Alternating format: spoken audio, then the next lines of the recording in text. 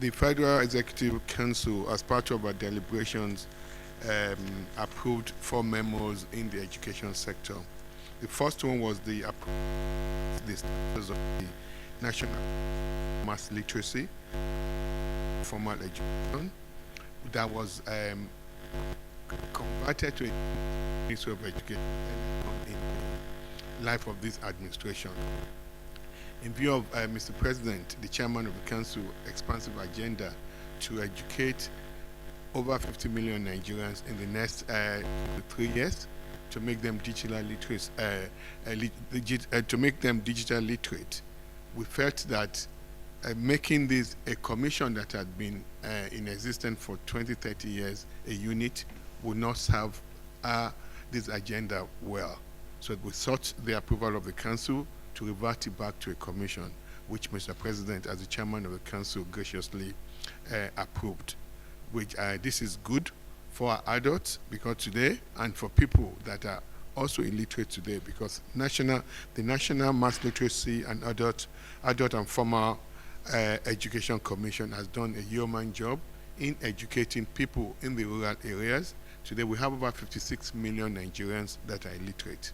We can't continue to have this high number of citizens that are illiterate. So the a commission deploys a lot of various ways to educate people across the country, predominantly in the rural area, using radio, TV, public advocacy, and even they also have their schools. So we're happy today that this commission, the National Commission for Mass Literacy, Adult and Non-Formal Education, is back as a commission.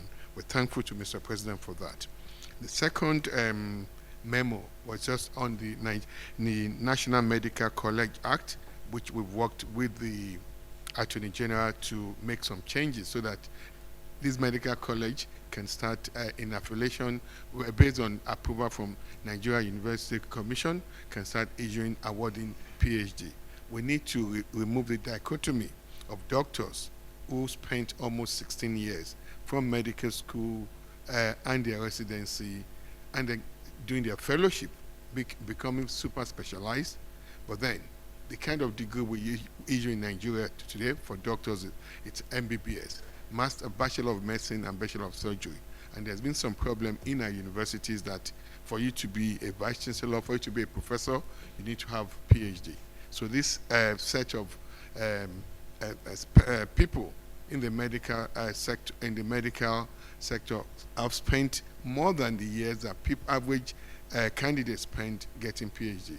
So we need to harmonize that. So today, it's a good day for the people in the medical, in our teaching hospital and our medical colleges.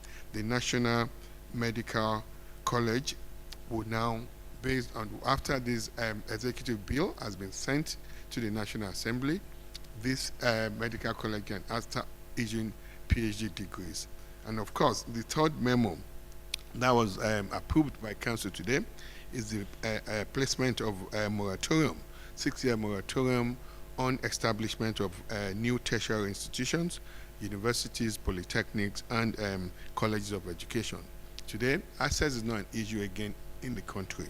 We have lots of tertiary institutions, both public and private.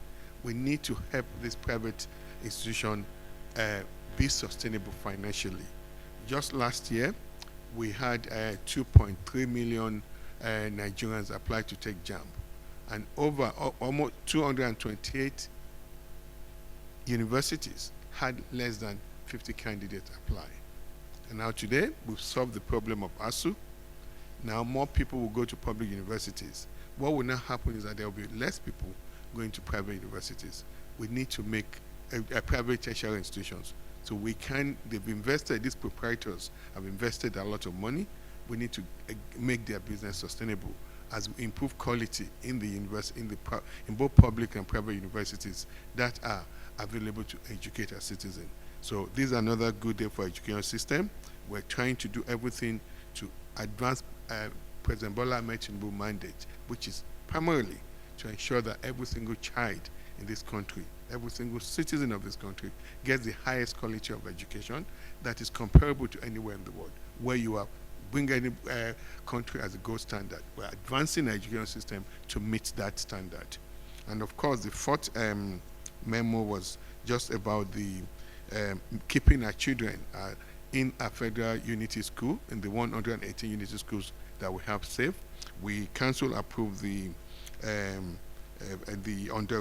engagement of underwriters and brokers for the provision of comprehensive fire and general peril cover insurance for critical assets in these 115 federal unity schools. So thank you.